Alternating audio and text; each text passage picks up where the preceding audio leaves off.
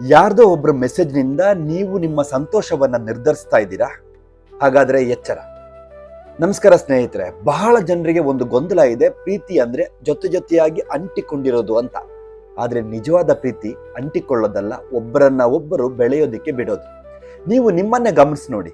ಪ್ರತಿದಿನ ನಿಮ್ಮೊಂದಿಗೆ ಮೆಸೇಜ್ ಮಾಡ್ತಾ ಇದ್ದ, ಫೋನ್ ಮಾಡ್ತಾ ಇದ್ದ ಯಾರೋ ಒಬ್ರು ರಿಪ್ಲೈ ಮಾಡಲಿಲ್ಲ ಅಂದ್ರೆ ಮನ್ಸು ಡಿಸ್ಟರ್ಬ್ ಆಗುತ್ತೆ ಅಲ್ವಾ? ಅವರು ಮಾತನಾಡದೇ ಇದ್ರೆ ನಿಮ್ಮ ಇಡೀ ದಿನವೇ ಹಾಳಾಗುತ್ತೆ ಅಲ್ವಾ? ಹಾಗಾದ್ರೆ ಅದು ಪ್ರೀತಿಯಲ್ಲ, ಅದು ಭಾವನಾತ್ಮಕ ಅವಲಂಬನೆ, ಎಮೋಷನಲ್ ಡಿಪೆಂಡೆನ್ಸಿ.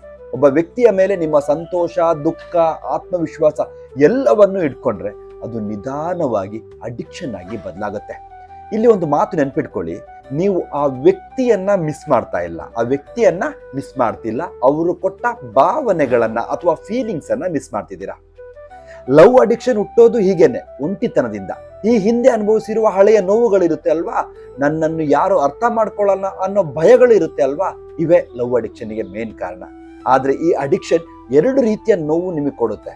ಕೆಲವರಿಗೆ ಉಸಿರುಗಟ್ಟುವಂತ ಭಾವನೆಗಳನ್ನ ಕೊಟ್ರೆ, ಇನ್ನು ಕೆಲವರಿಗೆ ಬಿಟ್ಟು ಹೋದಂತಾಗುತ್ತೆ.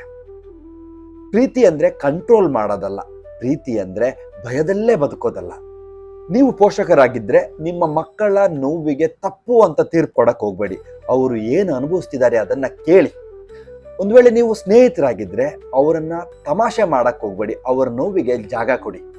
ಯುವರಕ್ಷ ಸಂಸ್ಥೆ ಲವ್ ಅಡಿಕ್ಷನ್ ಅನ್ನ ತಪ್ಪುತನ ಅಂತ ನೋಡೋದಿಲ್ಲ, ಅದು ಒಂದು ಭಾವನಾತ್ಮಕವಾದ ಗಾಯ ಅಂತ ಅರ್ಥ ಮಾಡ್ಕೊಳ್ಳುತ್ತೆ.